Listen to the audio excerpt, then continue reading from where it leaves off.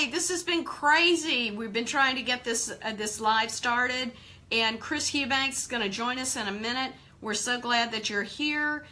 We're the Answer to Grow Business Group. So if you've got questions about your business, if you've been wondering what to do next to grow your business, if you've been frustrated that maybe you're spending money or you feel like you're chasing things that aren't working, gosh, put a question down in the comments, and we personally answer those. And we'll be delighted to talk with you privately if it's something you don't want to share publicly. So today, our guest is Chris Eubanks. Chris is here in Houston just as we are. He is a website designer and a design professional, has been in the business quite a while. And we're going to hear from Chris today. We actually met Chris within another Facebook group for entrepreneurs. And you never know where you're going to meet great connections and collaborators online or in some of the meetings within your community. But Houston's a big city. It was great that we met Chris, and he offices not very far away from us. So what we did, we met, and here's just a little tip for you on how you can start a collaboration in a hurry. Always look for a common ground with the person that you've met. They may do some of the same things you do. We build websites for our clients. Chris builds websites for a living. And what you do is kind of look for the common ground there. Where can you collaborate? What can you do to share information with each other and help uplift each other's businesses? And so we got together with Chris about a week ago, and we found lots of areas that we could collaborate, we could share, and some areas, in fact, that I think we're going to be working together. So that's awesome. So one of the things that you're going to find, too, is that today what we're bringing to you are the essentials for websites. Kind of, is your website working hard for you? Is it aligned with your strategies and your goals to build your business? Where is it leaking profits? We're going to tell you 5 website essentials that your website needs to have, or it's not doing those things for you. And we're also going to talk about some things that are particularly in the area of compliance and legal notices that you need to have. We've been really surprised by some of the shortcomings that we've seen in some of the professional sites. I think I need to send Chris another invitation to join us. So we'll, there we go. He should be able to come in now. But one of the things that we're going to do today as well is just, this is a great example to show you how to collaborate. There you go. This is a great example of how to collaborate and also how to overcome some technical challenges. Facebook's always a beauty to start working with. So it's adding. Hey, Chris. You see me this time? How are you? Doing good. You?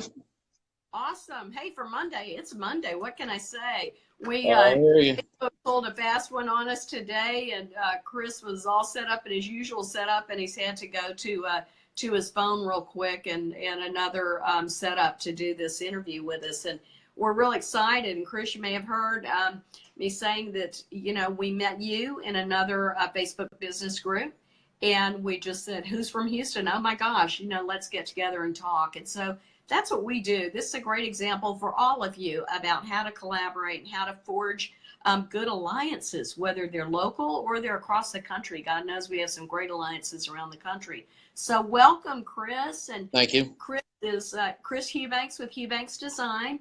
And, you know, you got started as an entrepreneur like many people do. You know, I came out of corporate and started consulting and building our business. And you also had been full-time in a real, you know, structured business, and then started Correct. being an entrepreneur. Tell us a little bit about how you got started in your entrepreneurial journey. Well, as far as getting started in entrepreneurship, I started fairly young, about 20 years old or so. I started running my own fine art studio up in Conroe, Texas, about 40 miles north here in Houston. But when my daughter was born, I packed that up for a while and started various marketing jobs. And then I got encouraged to go back to college and got my degree back in design, and then got my master's and started working at a publishing company and was there for about a year and a half. And then the owner got sick. It was a perfect storm. The owner got sick, and at the same time, the economy crashed, so no one was hiring. So I started noticing that, well, people weren't hiring, but they were needing stuff. It just seemed like the perfect fit. If I was going to pay the bills and support the family, I had to do something. So that's how I kind of jumped into it and full steam ahead from there. I think that's great. And, that's another lesson that everybody can learn from as well is that the economy was tanking. That was around '08 after the housing bubble burst, about that time, I guess, Chris. Yes, Yeah, and what you've done and what so many entrepreneurs do is to look at taking your skills and what you really like doing and then making sure that you're finding these people who really need that. And you're right, the economy can be devastating to families, but as an entrepreneur, you sometimes have more flexibility and the ability to kind of carve your own freedom path, and I think that's real exciting what you've done, and it sure is. It's brave. I think all of us that are out here creating our own businesses and working with other businesses doing the same is just brave every day. appreciate that. Well, they say necessity is the mother of invention. So, Isn't that I had true? real big need to feed my family, and to stay out of my parents' house. So it was either find a way to make money, or things were going to go downhill real fast there. So you That's know, right. uh, And what you did, you started using your interest, your talent interest, of course, in the arts and design. right. And then your background, of course, was in print and design. So you've been building websites primarily and doing design work, which is awesome.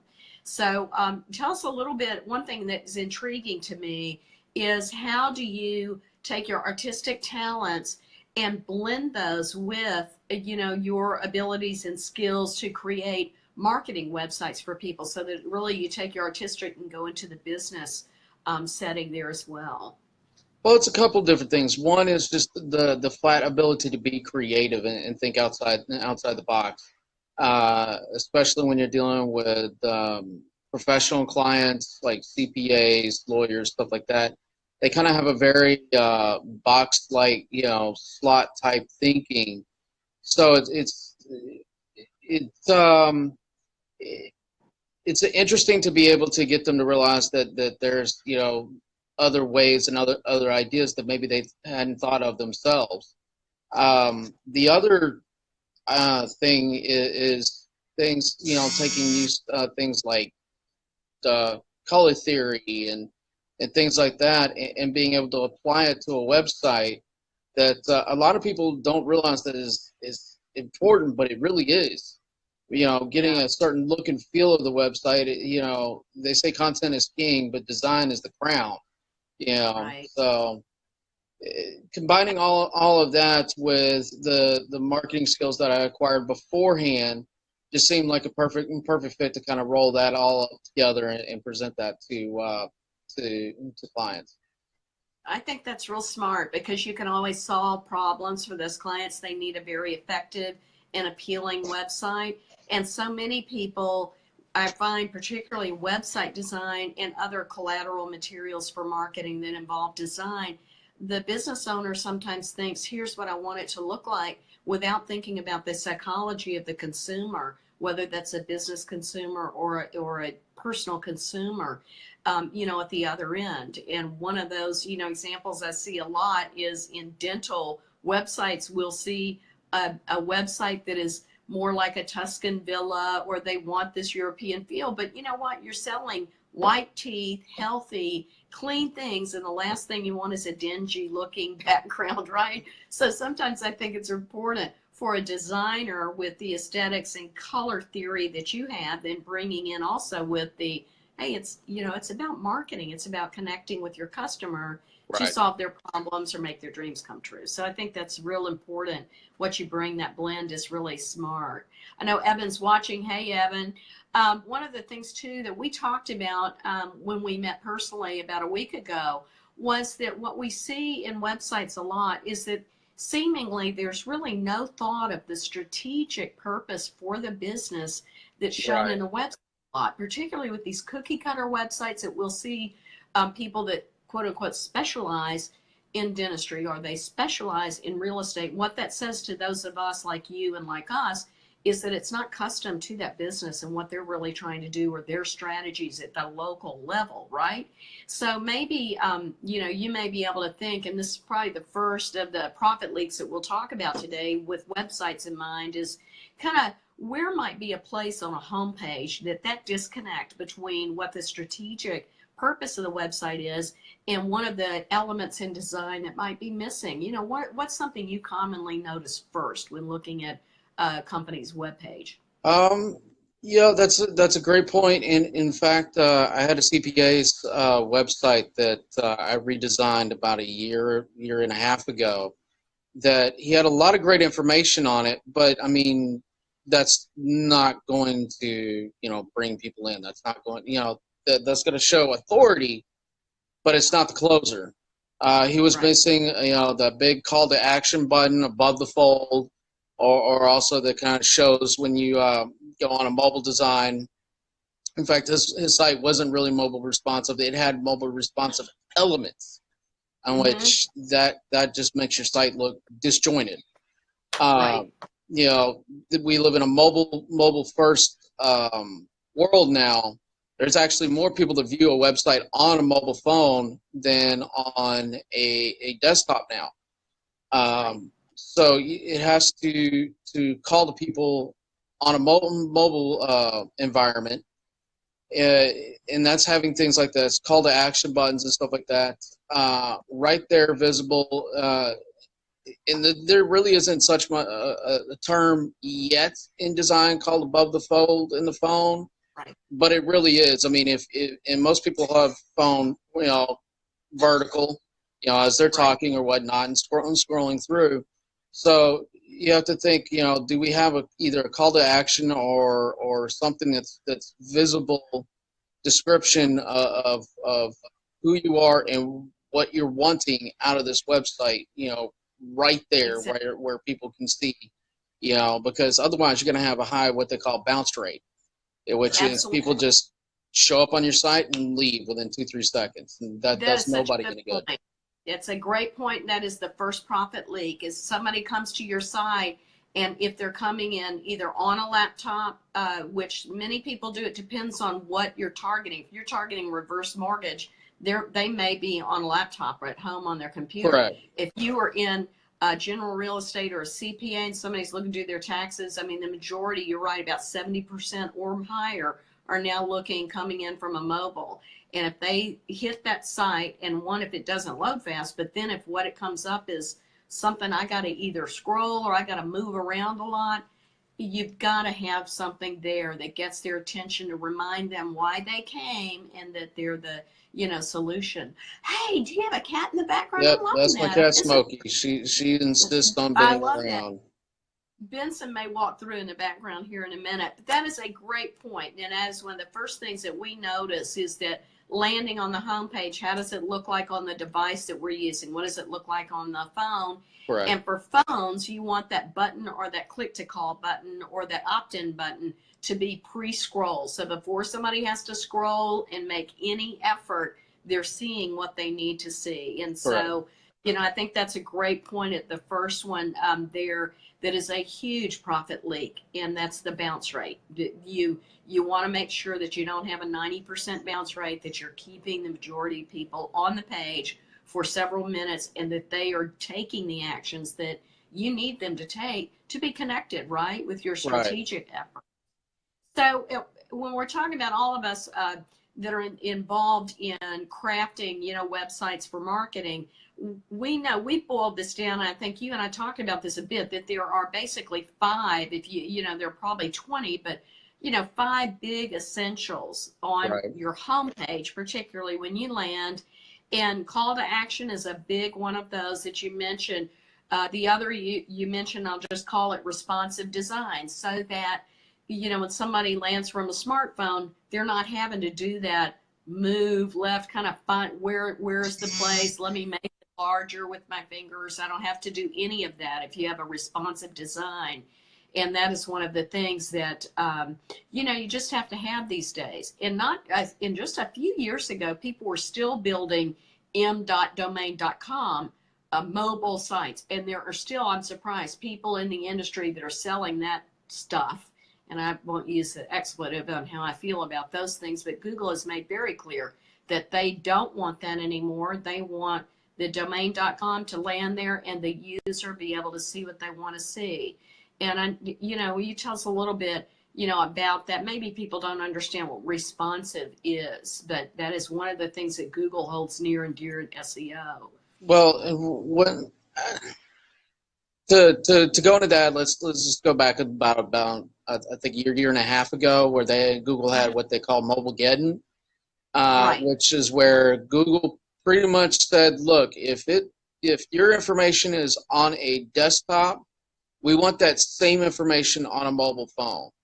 The problem was that a lot of people were selling a whole different version of their site as a mobile version, and it was Google's. It didn't bring the results that people were looking for. If you're looking for tooth pain, and that dentist website, as you were saying, has only like a contact us form and a couple of sentences on their mobile site, that's not going to bring the results that viewer is looking for.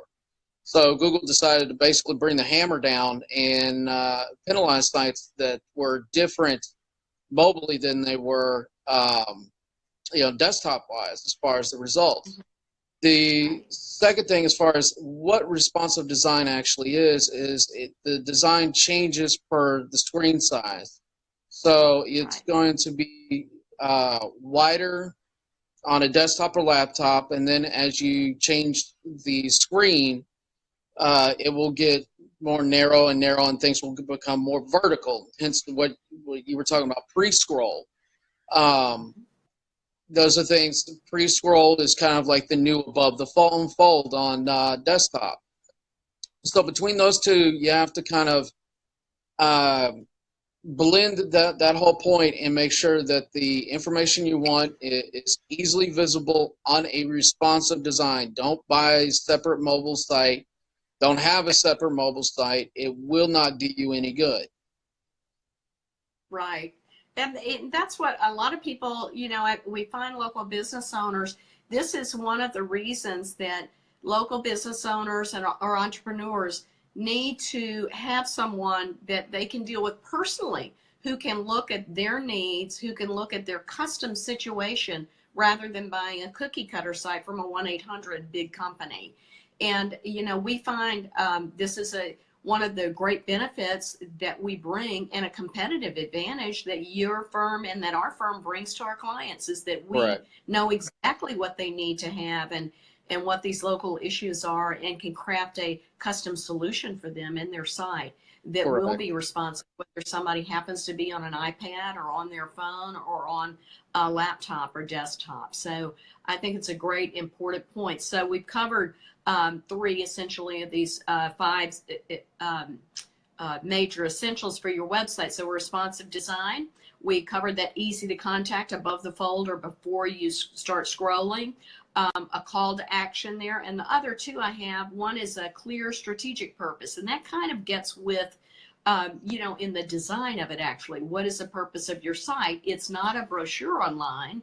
So one way that, you might tell us in a minute or two about how does a website show its clear strategic purpose the minute a visitor lands on it? What should, from your point of view and ours, what would we try to do there to show that? Well, first, it boils all the way back down to, have you know what your perfect client is?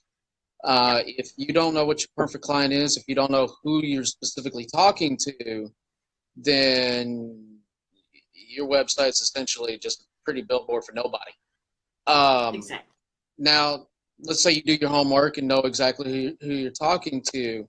That's, again, where that above the fold pre-scroll comes, highly into play, where you have your call to action that has the right call to action, not just a call to action, but a right call to action.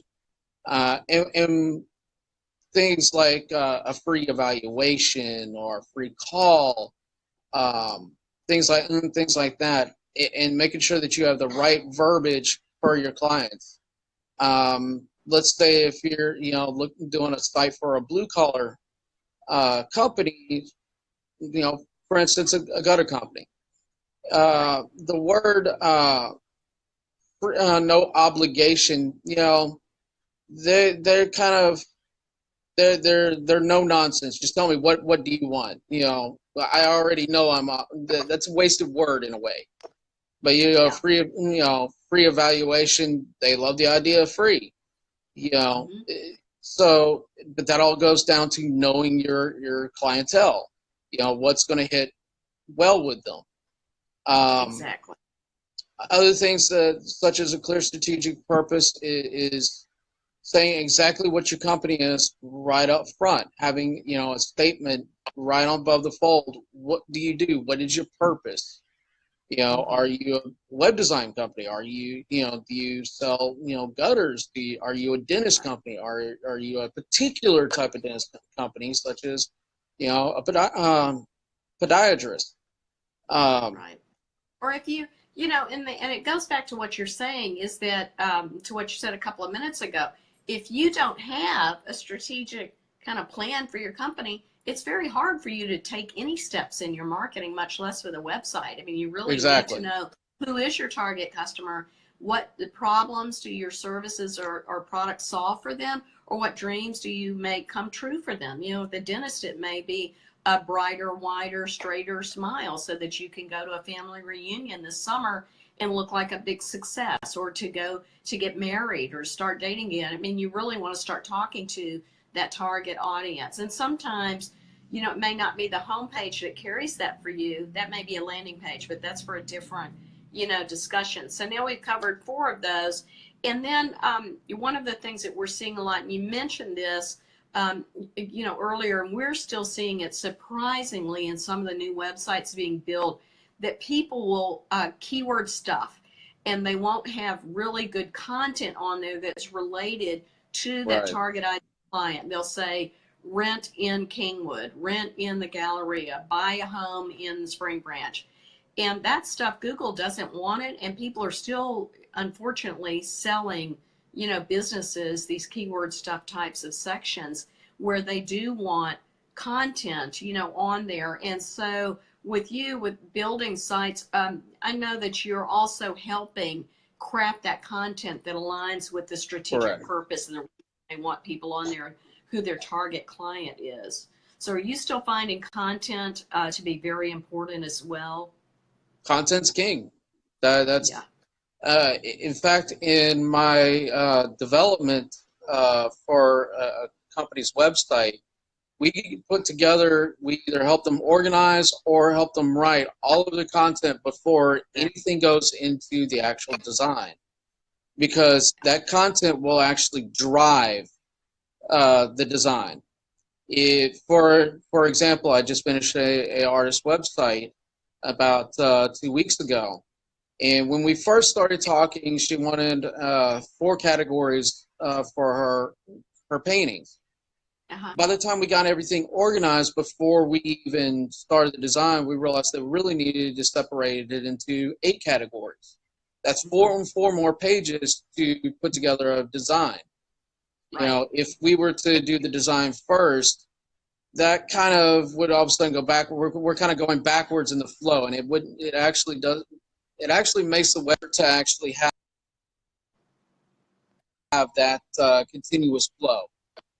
Yep. So if you have that process in place of content, develop the content, make sure that the content is relevant and talks into your preferred clients, and then build the design around that content with the call to actions in mind, within the actual specific objectives in mind. That all leads to a website that is effective in your online digital strategy. That's right. It's so true. And, like you, I mean, we really believe that clients should not be writing the content for their site. I mean, you've got to have the team that is developing your site as a major marketing tool for you. Clients are not copywriters. and they need to provide you with the information so that whether it's a dentist or a doctor, lawyer, chiropractor, what have you, auto repair, you know that you're speaking in the correct terms and the terminology for their business, so you're making the right promises for their services and products. But on the other hand, we're the experts in marketing, in consumer psychology, to be able to craft that content and place it well in a design to have the website be more effective. So Right. that's the other thing that we see in a disconnect, if you will, where sometimes people are looking for the quickest answer. I'm just going to throw a site up on Wix. Well, that's not the best way, because you are missing months of having a highly effective marketing tool for you if you're just kind of filling in blanks as you think, as a client or just a typical business owner. So I think it's important. We've seen a lot of designers that particularly the big 1-800 number designers or what have you, that will just say, you just write and send us the images and the copy that you want. And there's such a big difference, a big value jump for clients, for your clients and for ours, when we say we're going to actually do something custom for you so that it fits with your strategy. So we know we're talking to your ideal target client, patient, or customer. I think Correct. your point there on content, so well made. So Correct. well made. Now, there are a lot of, we could talk about websites all afternoon, I know, but, we want to kind of drill through these 4 or 5, but one other essential, we covered these 5 essentials: responsive design, easy to contact, clear strategic purpose, the content driven for reaching the target ideal client, and then the major call to action, so that everything's in that, in every page actually should have these things. And no website should be just standalone brochure, just a place to go online. That's a waste of time and money. One of the biggest issues we're seeing, and we're dealing with now with Facebook, a lot of privacy issues and what have you, and we're seeing a lot of websites that are totally out of compliance.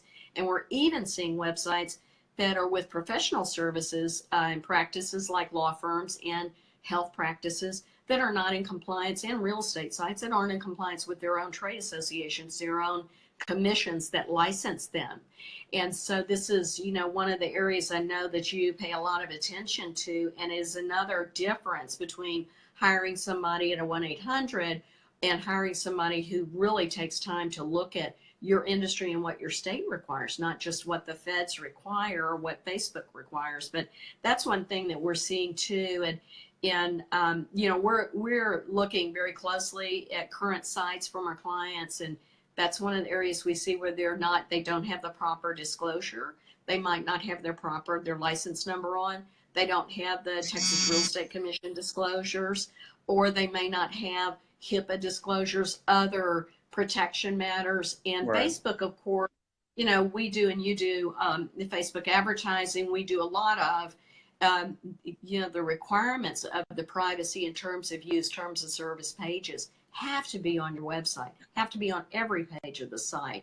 And is that one of the areas that you look at as well, as what are the legal requirements? What are the best practices in addition to that, with the disclosures and disclaimers? I do, but I spin it a little bit of a different way, to be completely honest, because it really does affect, conversions. And that's where all of a sudden, clients, bing, they perk up, a lot of them, unless they really are lawyers or something like that.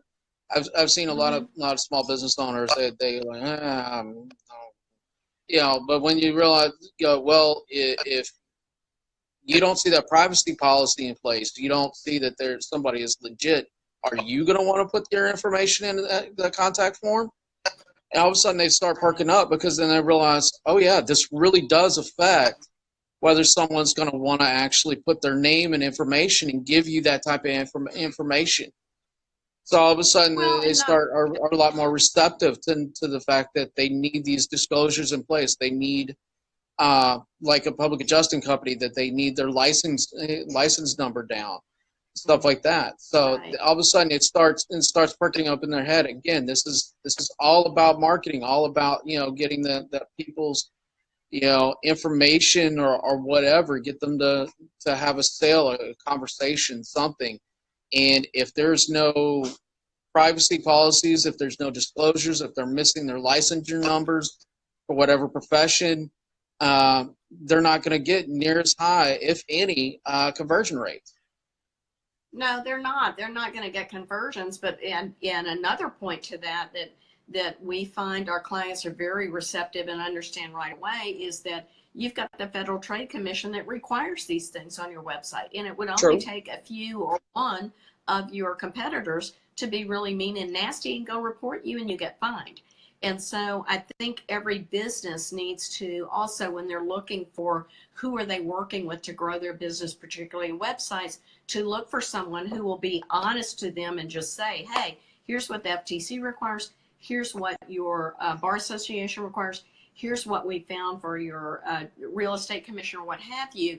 But to really hammer home, you know, if you ever are thinking about running Facebook ads, you can't even get a Facebook ad account attached to your website if you don't have your Facebook, unless you have your privacy and terms of service disclosures on there. So Correct. they're just so important.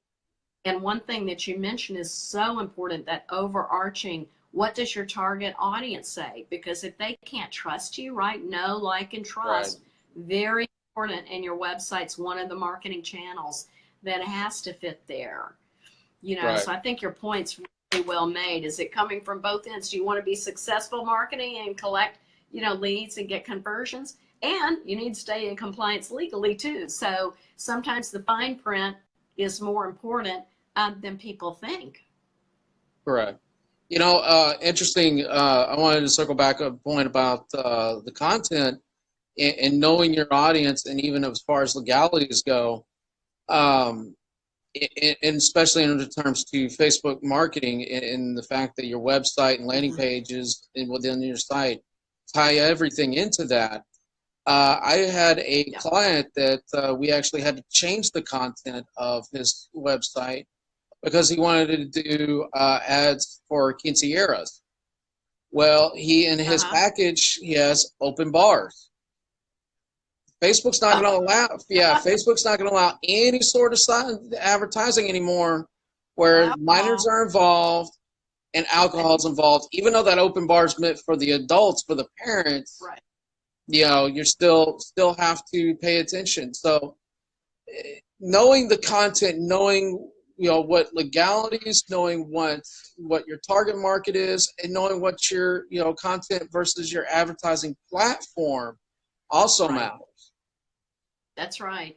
And this is why, and you mentioned, you know, knowing your platform, this is why you should have, you know, every business owner, and of course that's what the answer does, is lay out those 5 steps to make sure that all your marketing is brought into one place, so that you're looking at the marketing channels you're using to make sure that they align with everything that's coming, you know, in that path of target, attract, nurture, and retain. It's just so important, you know.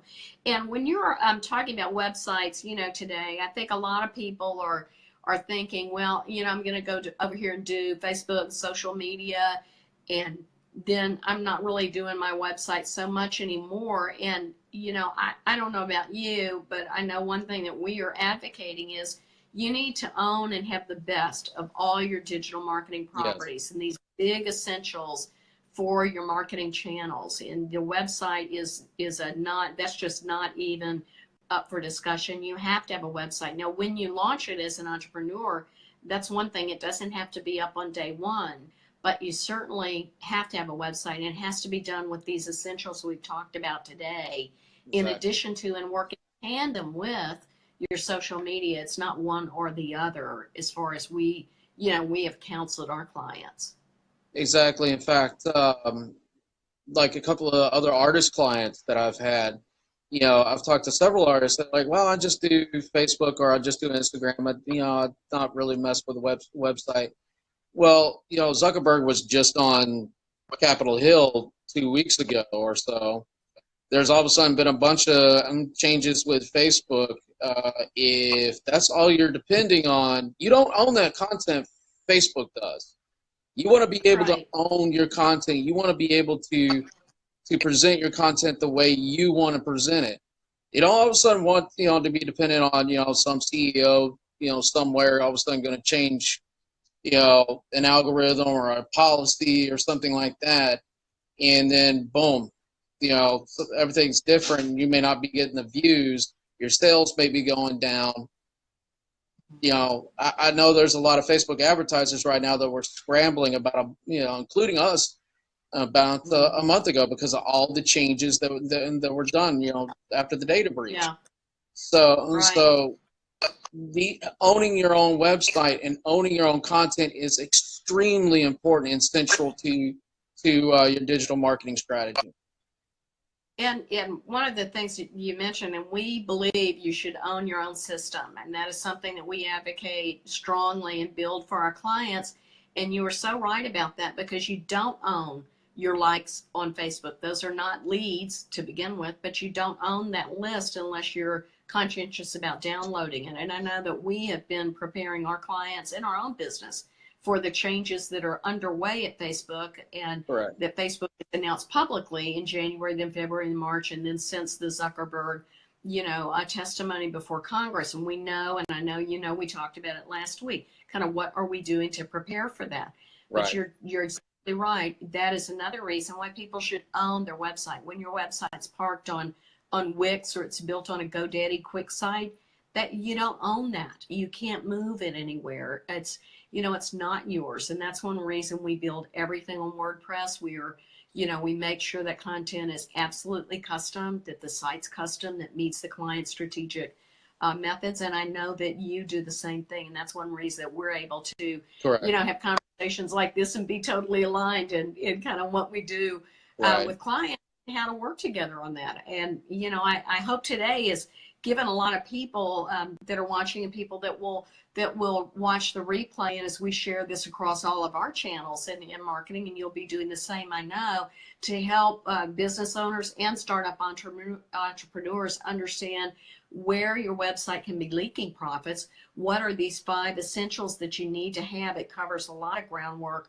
why the legal fine print is really important, and Right. why a website has to be one of the major cornerstones, there. And so, Chris, we've covered so much ground with you today. I hope that when people are watching this, if you've gotten some great tips today, I hope you'll hashtag yes.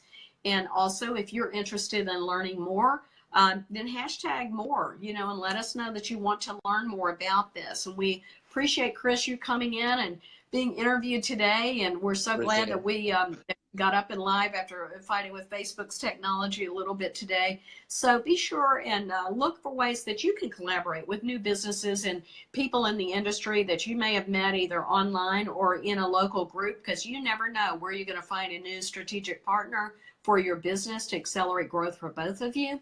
And be sure and tune in, as we'll be doing more lives on The Answer, and bringing you experts like Chris Eubanks here in Houston to help grow your business. Thanks, Chris, for being with us, and Thank you for having me. talking to everybody shortly. Thanks a lot. Have a great day, everybody. You too. Thanks, Bye. Chris. Bye.